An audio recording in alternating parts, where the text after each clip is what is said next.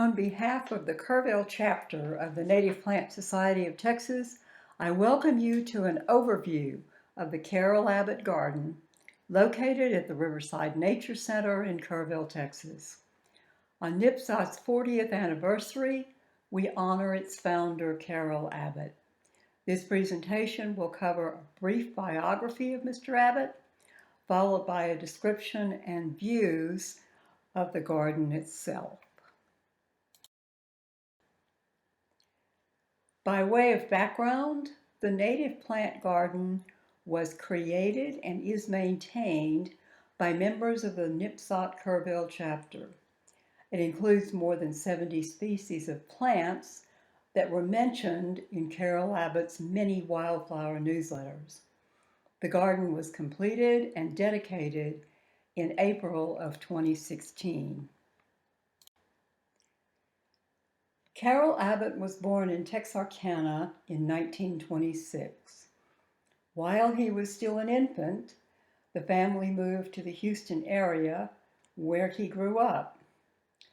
He developed his interest in wildflowers and plants as a young child. Growing up in the Depression years, he would help his family financially by digging bulbs and plants he found along railroad tracks and highways and selling these to nurseries. He often made more money for the family than his father, who worked as a handyman and a preacher. While still in high school, Abbott began his journalism career, working at the Houston Post newspaper.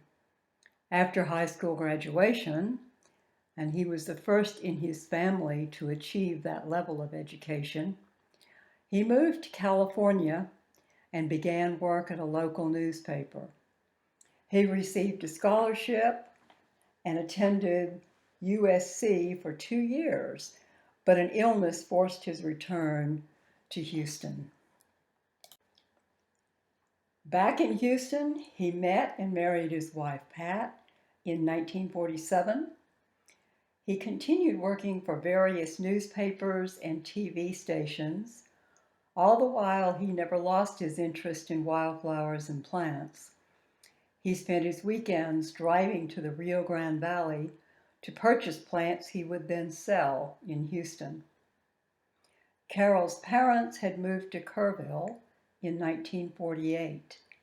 In 1955, he and Pat moved their family to Kerrville, where he began work at what is today the Kerrville Daily Times.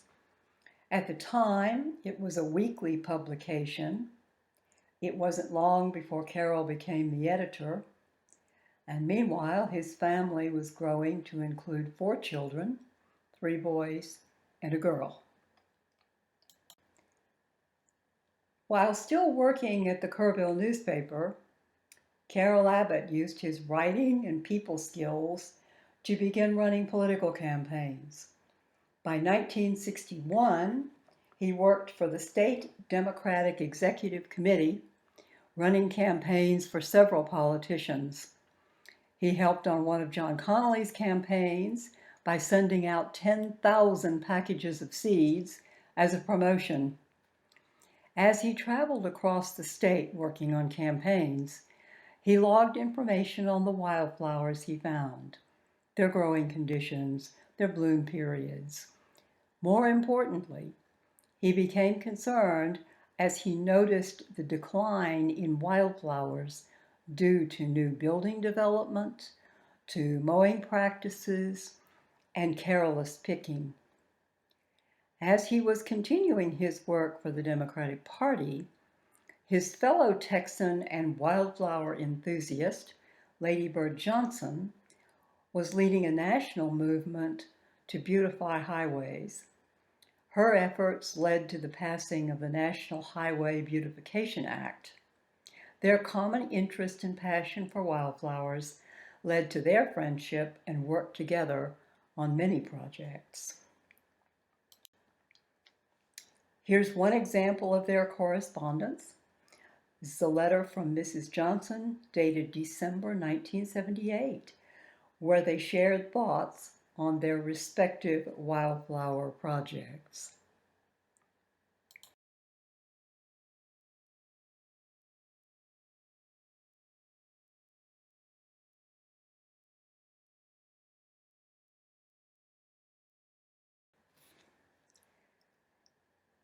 In 1970, as his public relations work became most successful, Carroll Abbott abruptly resigned and returned to Kerrville. He would spend his remaining years focused on his passionate work with wildflowers. While he promoted the planting of the wildflowers, he realized that seeds were not readily available. So he started his own company, Green Horizons. For more than 10 years, that company would not see a profit. So to earn extra money, he sold plants for small landscape jobs. Sales of his bluebonnet seeds helped him through the lean years of his startups. In 1973, he continued efforts to promote wildflower awareness, becoming an unpaid Texas lobbyist to the Texas legislature for wildflowers and wildflower preservation. In 1976, Carroll started a quarterly newsletter to promote the growing of native plants and to publicize and promote his seed business. In 1978, he published his book, How to Grow and Know and Grow Texas Wildflowers. Book sales were slow. Although he had 300 orders before he pursued publication, the book did not sell out until 1981. He continued his newsletter and his seed company. By spring of 1977, as he traveled extensively, he saw a need for a native plant society for Texas. At that time, more than a dozen other states had such an organization. He floated the idea to his newsletter subscribers in the summer 1977 edition.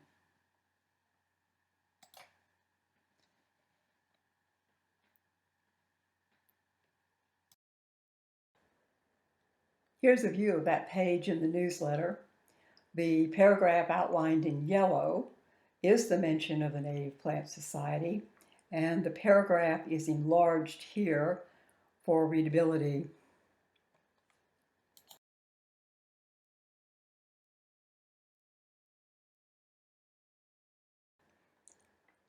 In 1978, the president of Texas Women's University, TWU, in Denton, Dr. Mary Evelyn Blagg Huey, asked Carroll Abbott for help in restoring a 1930s era wildflower garden. The garden was restored and was given a historical marker from the State Historical Commission. He subsequently became a guest lecturer at the university, and with the support of TWU staff, planned the first Wildflower Day to be held there in the spring of 1980. It was at that first Wildflower Day that the initial planning for a Texas Native Plant Society was initiated. An interim board was established with a plan to create the society at the next Wildflower Day to be held in April 1981. Carroll Abbott's quarterly newsletter became the official interim publication for the new organization, with details announced in the fall 1980 edition. Newsletter subscribers could join the new organization for an additional charge of $2.50. Non-subscribers could join for $7.50 and receive the quarterly newsletter as well. That announcement resulted in 354 charter members for the new organization. The first meeting of the Native Plant Society was held on April 25th, 1981, on Wildflower Day at TWU. As planning for the new organization was underway, Carroll Abbott began intense lobbying of Texas legislators with the support of TWU students and staff, 3,000 individual signatures, and many garden clubs. As a result, the Texas legislature passed H.C.R. 110 on Monday, April 6, 1981, to set aside the fourth Saturday in April as Texas Wildflower Day. Illness befell him in 1981, but he continued writing his newsletters and supporting wildflower projects. He was given the President's Award by NPSOT in 1983. That same year, he was honored by a joint resolution of the Texas legislature, with Lady Bird Johnson attending and reading the resolution. Carroll Abbott died on July 6, 1984. For the remainder of this presentation, we will focus on the NPSOT Kerrville Chapter's commemorative garden, honoring him. The garden was proposed and designed by Shannon Smith. Dr. Smith had a background in horticulture and botany. He had worked at many botanical gardens across the country before retiring to the Texas Hill Country and becoming an invaluable help to the NPSOT Kerrville Chapter and to the Riverside Nature Center. More than that, he knew Carroll Abbott personally.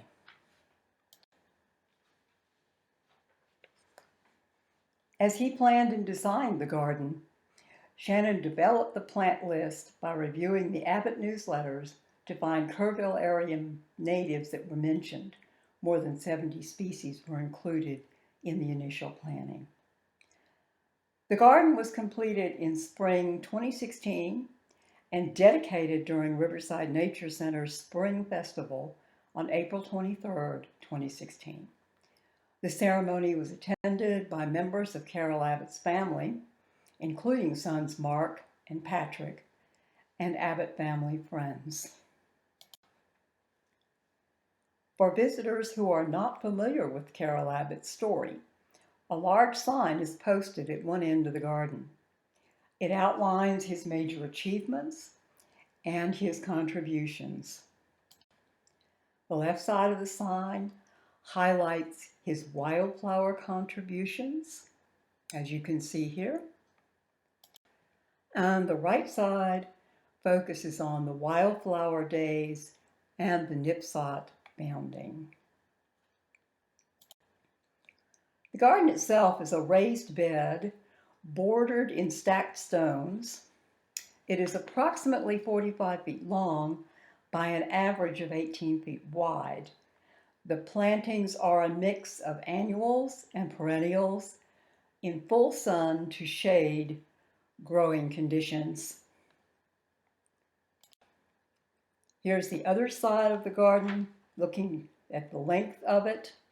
As shown here, the garden takes advantage of an existing mature American elm tree and an understory rusty black haw viburnum, the far left side, to provide shade. The garden's sunny end are spring-blooming Texas bluebonnets, surrounded by two long-blooming perennial salvias, autumn sage and the mealy blue sage. Autumn sage was just selected by our chapter's NICE program as the featured plant for fall 2020. Bloom colors can vary from white to pink to red. While blooms are most prevalent in the spring and fall, sporadic blooms occur throughout the summer and are a good nectar source for hummingbirds and butterflies. Mealy blue sage also blooms best in spring and fall, but can bloom throughout the summer heat, particularly after rains. Bees are especially attracted to the blooms. The chapter's NICE program had selected rock penstemon as the featured plant for spring 2016 when the garden was completed. Here's a photo of the new plant as it began blooming in June of that year. If you're not familiar with this species, it is drought and heat tolerant, blooming throughout the summer. The red tubular blooms are a hummingbird favorite. Here are three perennials: yellow Engelmann or cutleaf daisy, It is easy to grow and it's commonly used along roadsides and medians. Pink evening primrose begins blooming in the early spring, continuing until summer. The small plant with the tiny yellow blooms in the center of this picture is Damianita. This one is newly planted, so the size is deceiving. Damianita is a small shrub that blooms spring and fall, growing on dry limestone soils. The plant has a sweet fragrance that makes it highly deer resistant. In this photo are the showy yellow sundrops blooming in the spring. The white Blackfoot daisy begins blooming in early spring and continues until fall. Makes an excellent border for rock gardens. It's heat and drought tolerant.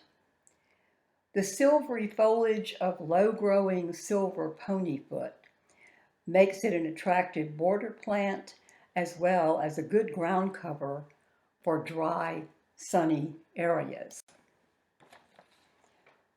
Moving toward the shadier areas of the garden, cedar sage grows in part shade and blooms in early spring and sporadically summer to fall.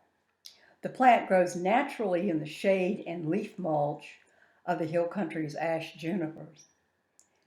Inland sea oats is a shade grass with attractive seed stalks that are often used in dried flower arrangements.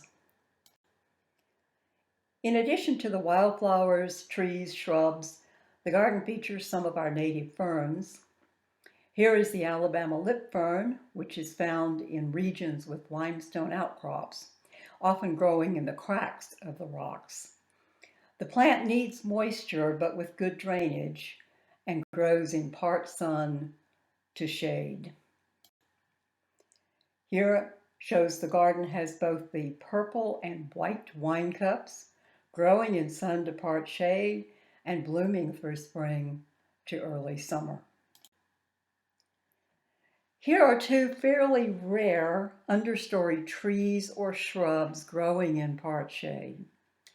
The sycamore leaf snowbell and the far less prevalent Texas snowbell grow along steep sides of streams, creeks. Clusters of white bell-shaped blooms occur in the spring. Here's a photo of the blooms of sycamore leaf snowbell.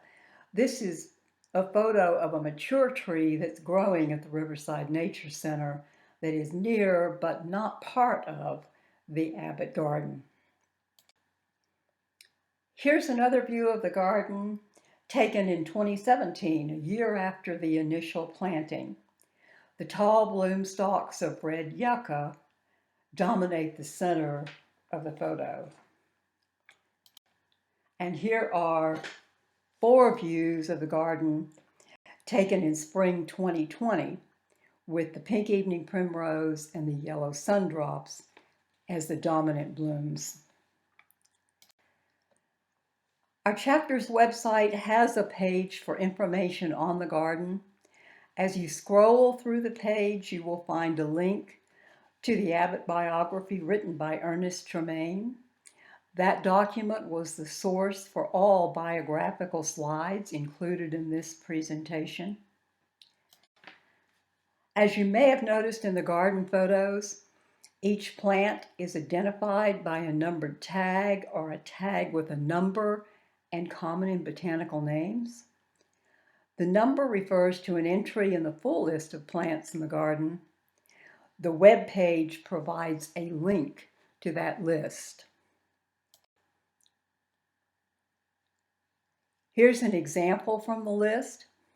Each entry contains the number corresponding to the one on the plant tag, a thumbnail photo, the common and scientific names, a USDA reference number, and a link to the information page in the Lady Bird Johnson Wildflower Center website. This concludes our discussion. If you are visiting the Kerrville area, we invite you to visit Riverside Nature Center and enjoy the Carroll Abbott Garden.